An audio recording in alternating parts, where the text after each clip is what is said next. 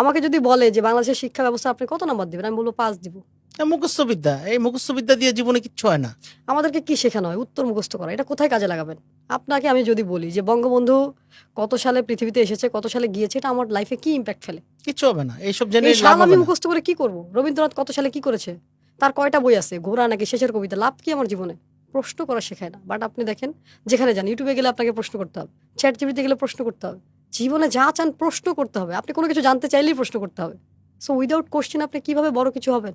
আপনি শুধু অ্যান্সার খোঁজেন, অ্যান্সার খোঁজেন, অ্যান্সার খোঁজেন, মুখস্থ করেন। ক্রিয়েটিভ হবে কখন জাতি? অথচ উন্নত বিশ্বের দিকে তাকান, এই সিস্টেমই নেই। আমাদের যে শিক্ষা ব্যবস্থা এখনো চেঞ্জ হয় না। মানে কিভাবে আমি বুঝি না, এই শিক্ষা ব্যবস্থা দিয়ে আপনি কি করবেন? আপনি 20 বছর পড়াশোনা করে আবার শিখতে হয়, চাকরি হয় না। 11 লক্ষ বেকার ছেলে ঘুরে বেড়াচ্ছে, শিক্ষিত বেকার। তাহলে 20 বছর কি শিখলাম? 20 বছরের কি শিক্ষার কি প্রয়োজন 20 ছিল? বছর আপনাকে বড় করা হয়েছে। জীবন থেকে এই 20টা বছরের মানে এটা কিন্তু অনেক মূল্যবান একটা সময় নষ্ট হয়ে যায়।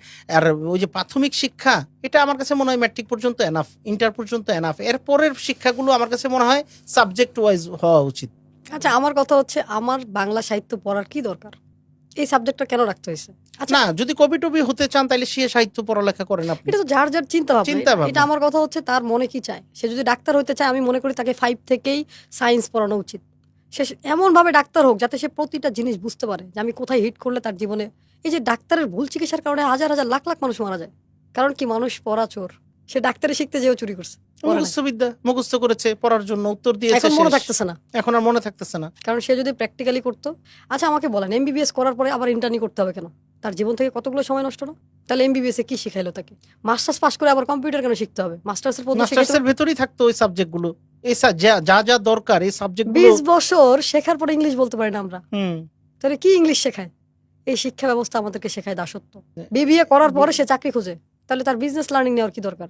মানে আমি যখন এই প্রশ্নগুলো বলে, সবাই বলে যে আপনি কি প্রশ্ন করেন এগুলো। এটা তখন মানুষের কাছে উল্টা মনে হয়। বাট আমি যেটা বলছি ইটস রাইট, কারণ আপনাকে সমাজ এমন ভাবে ট্রেন করছে, আপনার জীবনটা ধ্বংস করছে।